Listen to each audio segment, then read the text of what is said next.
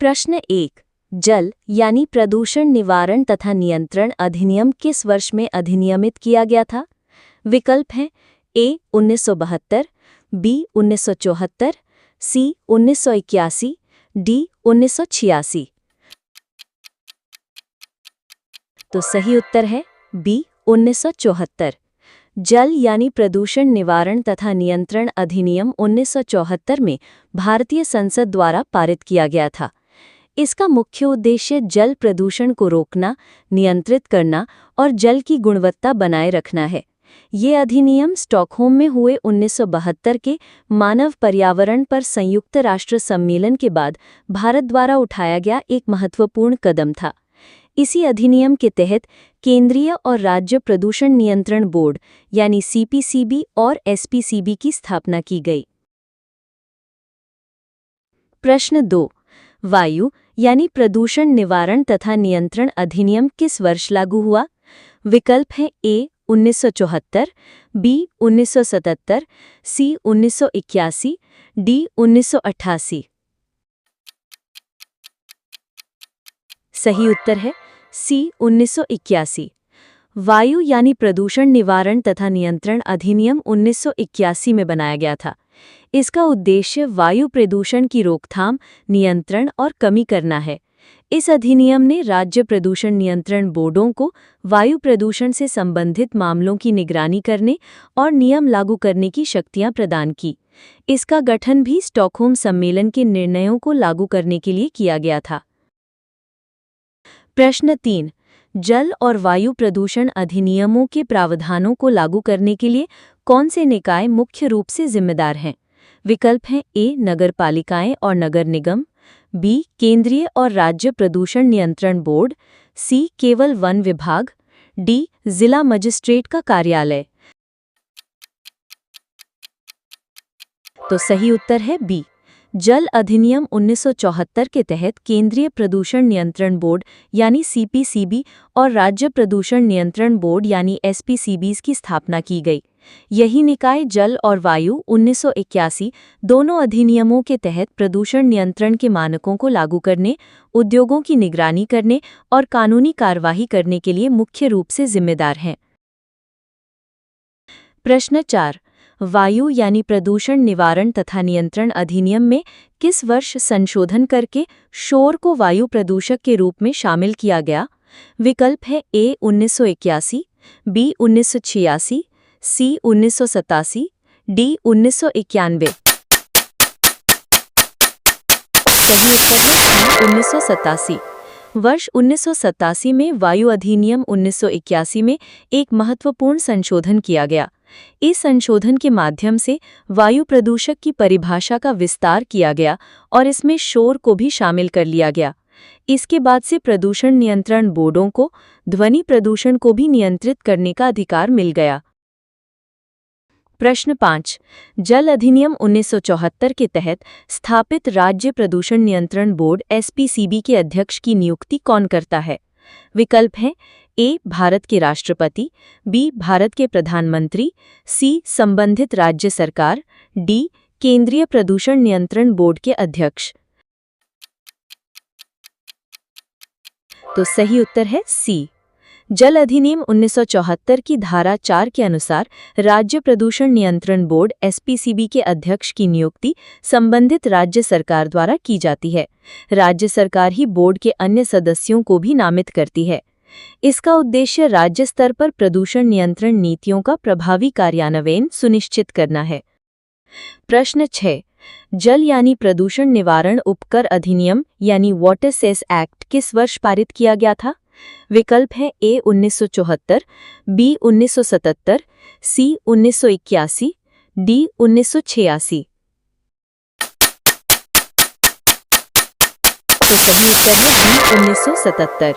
जल यानी प्रदूषण निवारण उपकर अधिनियम 1977 में पारित हुआ था। इसका उद्देश्य प्रदूषण नियंत्रण बोर्डों के लिए वित्तीय संसाधन जुटाना था। इस अधिनियम के तहत निर्दिष्ट औद्योगिक गतिविधियों के लिए पानी का उपयोग करने वाले व्यक्तियों और प्राधिकरणों पर एक उपकर यानी सेस लगाया जाता था। प्रश्न 7। वायु अधिनियम 1981 की कौन सी धारा राज्य बोर्ड को प्रदूषण क्षेत्रों की घोषणा करने की शक्ति देती है? विकल्प है ए धारा 17, बी धारा 19, सी धारा 21, डी धारा 25। तो सही उत्तर है बी। वायु अधिनियम 1981 की धारा 19 राज्य सरकार को राज्य प्रदूषण नियंत्रण बोर्ड के परामर्श से किसी भी क्षेत्र को वायु प्रदूषण नियंत्रण क्षेत्र के रूप में घोषित करने का अधिकार देती है। इस घोषणा के बाद उस क्षेत्र में कुछ विशेष प्रकार के ईंधनों के उपयोग पर प्रतिबंध लगाया जा सकता है। प्रश्न 8। जल अधिनियम 1974 के अनुसार किसी उद्योग को स्थापित करने या संचालित करने के लिए किससे सहमति लेना आवश्यक है? विकल्प है ए केंद्रीय पर्यावरण मंत्रालय, बी नगर पालिका, सी राज्य प्रदूषण नियंत्रण बोर्ड, डी जिला उद्योग केंद्र। सही उत्तर है सी राज्य प्रदूषण नियंत्रण बोर्ड। जल के अधिनियम की धारा 25 के अनुसार कोई भी उद्योग जो सीवेज या औद्योगिक अपशिष्ट का निर्वहन करता है उसे स्थापित करने या संचालित करने से पहले संबंधित राज्य प्रदूषण नियंत्रण बोर्ड यानी एसपीसीबी से सहमति प्राप्त करना अनिवार्य है। बिना सहमति के संचालन एक दंडनीय अपराध है। प्रश्न 9। किस अंतर्राष्ट्रीय सम्मेलन को भारत में प्रमुख पर्यावरण कानूनों जैसे जल और वायु अधिनियम के निर्माण का मुख्य प्रेरणा स्रोत माना जाता है? विकल्प है ए रियो शिखर सम्मेलन 1992, बी क्योटो प्रोटोकॉल 1997, सी मानव पर्यावरण पर संयुक्त राष्ट्र सम्मेलन 1972, डी पेरिस समझौता 2015। सही उत्तर है सी। 1972 में स्टॉकहोम में आयोजित मानव पर्यावरण पर संयुक्त राष्ट्र सम्मेलन ने वैश्विक स्तर पर पर्यावरण संरक्षण के लिए एक नई चेतना जगाई। भारत ने इस सम्मेलन में भाग लिया और इसी की प्रेरणा से जल अधिनियम 1974, वायु अधिनियम 1981 और पर्यावरण संरक्षण अधिनियम 1986 जैसे महत्वपूर्ण कानून बनाए। प्रश्न 10। वायु अधिनियम 1981 के तहत यदि कोई उद्योग निर्धारित मानकों से अधिक उत्सर्जन करता है तो बोर्ड के पास क्या शक्तियां हैं? विकल्प है ए केवल जुर्माना लगाने की, बी उद्योग को बंद करने का निर्देश देने की, सी केवल चेतावनी जारी करने की, डी उद्योग के मालिक को गिरफ्तार करने की। सही उत्तर है बी उद्योग को बंद करने का निर्देश देने की। अधिनियम की धारा 31 ए के तहत यदि कोई उद्योग वायु प्रदूषण के निर्धारित मानकों का उल्लंघन करता है तो बोर्ड के पास उस उद्योग के संचालन को रोकने या बिजली या पानी की आपूर्ति बंद करने का निर्देश देने की शक्ति है। ये एक अत्यंत महत्वपूर्ण शक्ति है जो अनुपालन सुनिश्चित करती है। प्रश्न 11। जल अधिनियम 1974 के तहत धारा यानी स्ट्रीम शब्द में क्या शामिल है? विकल्प है ए केवल नदी, बी नदी जलधारा और भूजल, सी केवल समुद्र, डी केवल झीलें और तालाब। सही उत्तर है बी नदी जलधारा और भूजल। जल अधिनियम 1974 की धारा 2 ज के अनुसार धारा यानी स्ट्रीम शब्द की परिभाषा बहुत व्यापक है। इसमें नदी जलधारा यानी बहता हुआ या सूखा, अंतर्देशीय जल, भूजल, समुद्र या ज्वारीय जल सभी शामिल हैं। इसका उद्देश्य सभी प्रकार के जल स्रोतों को प्रदूषण से बचाना है। प्रश्न 12। केंद्रीय प्रदूषण नियंत्रण बोर्ड सीपीसीबी का मुख्य कार्य क्या है? विकल्प है ए केवल राज्यों को वित्तीय सहायता प्रदान करना, बी राज्य प्रदूषण नियंत्रण बोर्डों की गतिविधियों का समन्वय करना और उन्हें तकनीकी सहायता देना, सी केवल वन संरक्षण पर ध्यान केंद्रित करना, डी सीधे तौर पर सभी उद्योगों को लाइसेंस जारी करना। सही उत्तर है बी। सीपीसीबी का एक प्रमुख कार्य विभिन्न राज्यों के एसपीसीबी के बीच समन्वय स्थापित करना है। ये नेशनल स्तर पर जल और वायु गुणवत्ता के मानक निर्धारित करता है, डेटा एकत्र करता है, तकनीकी मार्गदर्शन प्रदान करता है और प्रदूषण नियंत्रण से संबंधित मामलों पर केंद्र सरकार को सलाह देता है। प्रश्न 13। वायु अधिनियम 1981 के तहत नमूने लेने की प्रक्रिया किस धारा में वर्णित है? विकल्प है ए धारा 20, बी धारा 22, सी धारा 26, डी धारा 30। सही उत्तर है सी, धारा 26। वायु अधिनियम की धारा 26 में वायु उत्सर्जन के नमूने लेने की प्रक्रिया का विस्तार से वर्णन किया गया है। इस प्रक्रिया का पालन करना कानूनी रूप से महत्वपूर्ण है ताकि एकत्रित किए गए नमूने को अदालत में सबूत के तौर पर इस्तेमाल किया जा सके। इसमें नमूने को सील करना और एक हिस्सा उद्योग के प्रतिनिधि को देना शामिल है। प्रश्न 15। यदि कोई व्यक्ति जल अधिनियम 1974 के प्रावधानों का उल्लंघन करता है तो उसके लिए दंड का प्रावधान किस धारा में है? विकल्प है ए, धारा 33, बी, धारा 41, सी, धारा 43 और 44, डी, धारा 50। सही उत्तर है सी। जल अधिनियम की धारा 43 और 44 में विभिन्न उल्लंघनों के लिए दंड का प्रावधान है। इसमें सहमति की शर्तों का पालन न करने या बोर्ड के निर्देशों का उल्लंघन करने पर कारावास और जुर्माना दोनों का प्रावधान है। कारावास की अवधि 1.5 महीने से 6 महीने तक हो सकती है।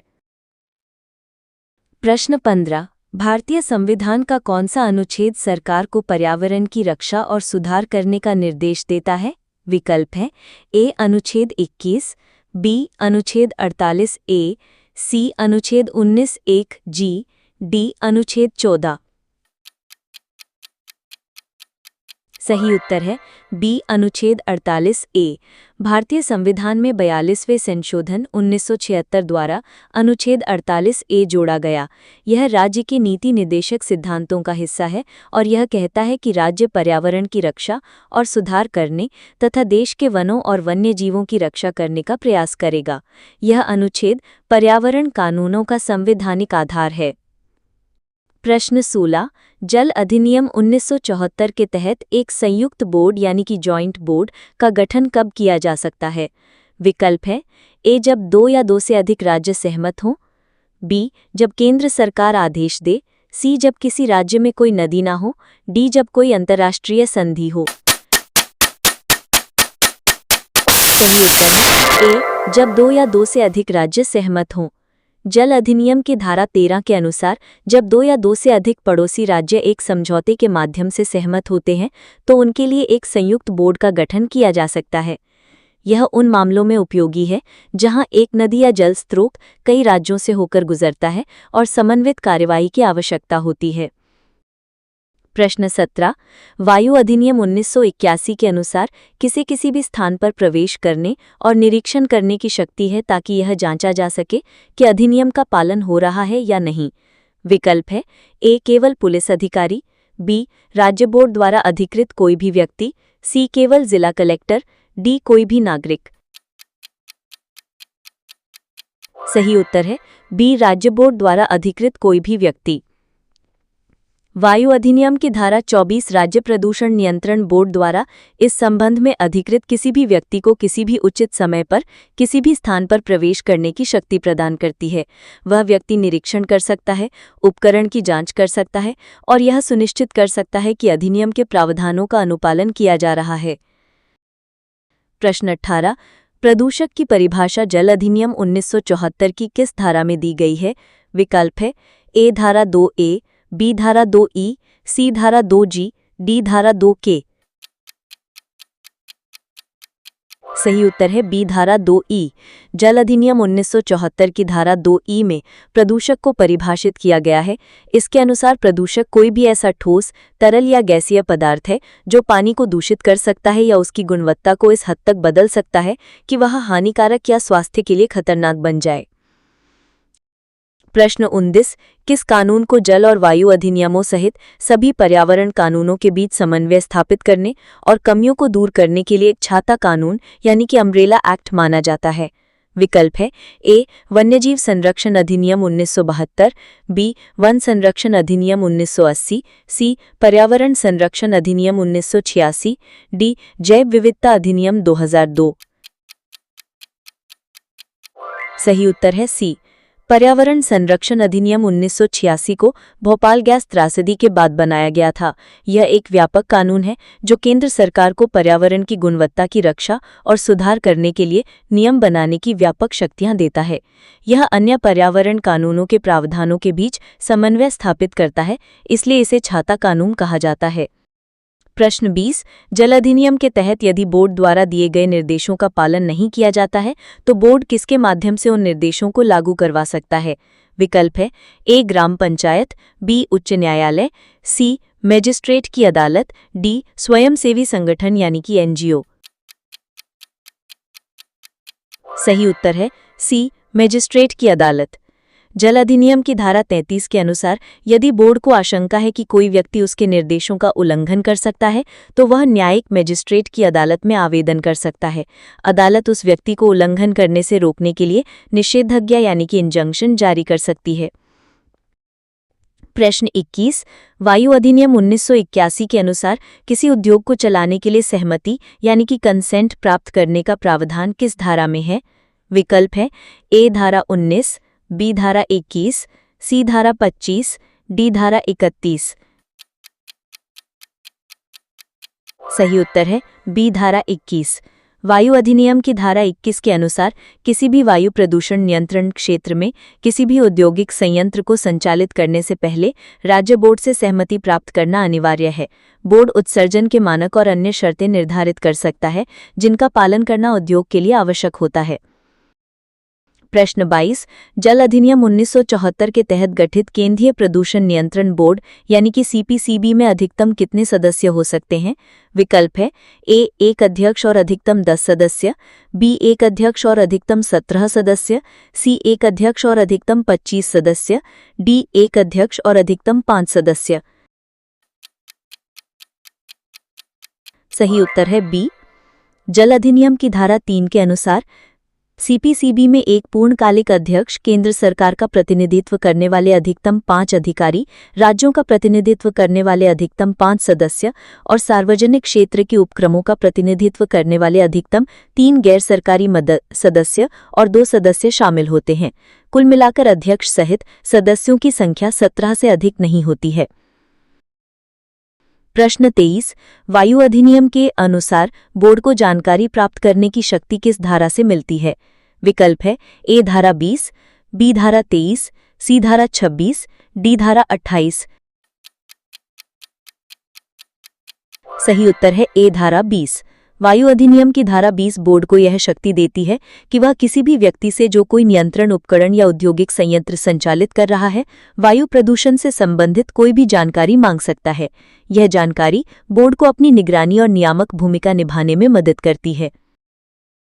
प्रश्न 24 जल अधिनियम 1974 की कौन सी धारा आम जनता को बोर्ड की अनुमति से अदालत में शिकायत दर्ज करने का अधिकार देती है?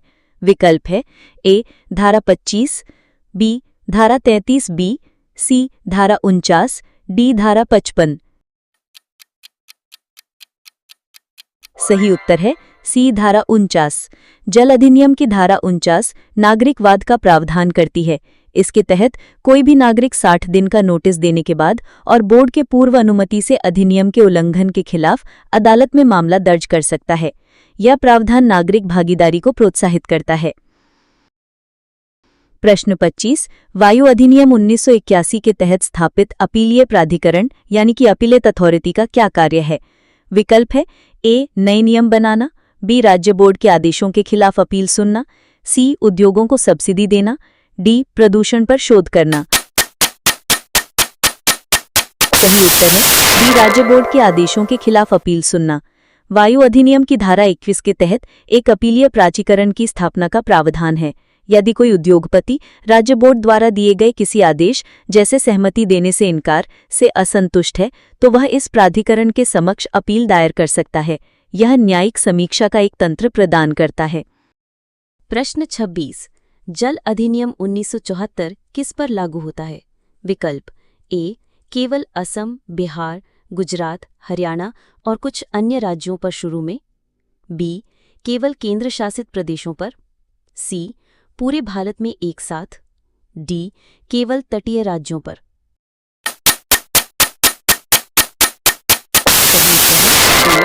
केवल असम, बिहार, गुजरात, हरियाणा और कुछ अन्य राज्यों पर शुरू में।